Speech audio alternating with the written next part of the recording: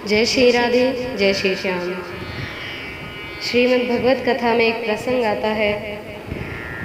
अभी भर दर्यमा दंडम यादव वदकारिषु यादव दधार शूद्रतम शापाद्वर्षतम यमा। मांडव्य मुनि के श्राप से यमराज को 100 वर्ष के लिए पृथ्वी पर विदुर जी के रूप में रहना पड़ा। एक समय किसी राजा के भवन में चोरी हुई तो चोर राजा का धन चुरा करके भागने लगे। राजदूतों ने चोरों का पीछा किया। चोर डर से भयभीत होकर के मांडव्य मुनि के आश्रम में जा छिपे।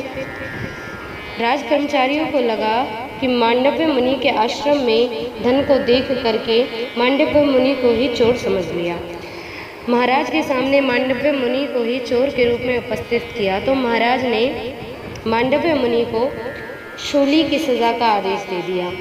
जैसे ही मांडव्य मुनि को शूली पर चढ़ाने लगे, लेकिन मांडव्य मुनि के ऊपर शूली का कोई भी प्रभाव नहीं पड़ा। राजा ने इस दृश्य को देखा और क्षमा याचना करी कि हे प्रभु, मुझसे कितनी बड़ी भूल हो गई जो मैंने आपको शूली की सज़ा का आदेश दे दिया। मांडव्य मुनि ने कहा, राजन, आपका दोष नहीं है, दोष तो उस यमराज का है जिसने मुझे फांसी की सज़ा दी।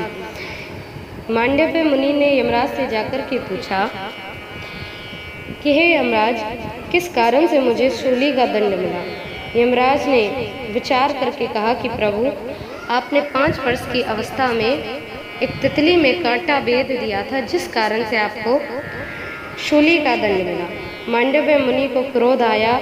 मांडव्य मुनि ने कहा, यमराज, 12 साल से पहले किए हुए अपराध का दंड स्वप्न में दिया जाता है, लेकिन आपने तो 5 वर्ष की अवस्था में किए हुए अपराध के दंड स्वरूप शूली की सज़ा दे दी। जाओ यमराज, आपको 100 वर्ष के लिए मनुष्य के रूप में मृत्यु लोक पर जन्म धारण करना होगा। इसी श्राप के कारण यमराज विदुर जी के रूप में इस मृत्यु लोक पर 100 वर्ष तक रहे। तो ये थी विदुर जी की किस कारण से मृत्यु लोक पर आने की कथा।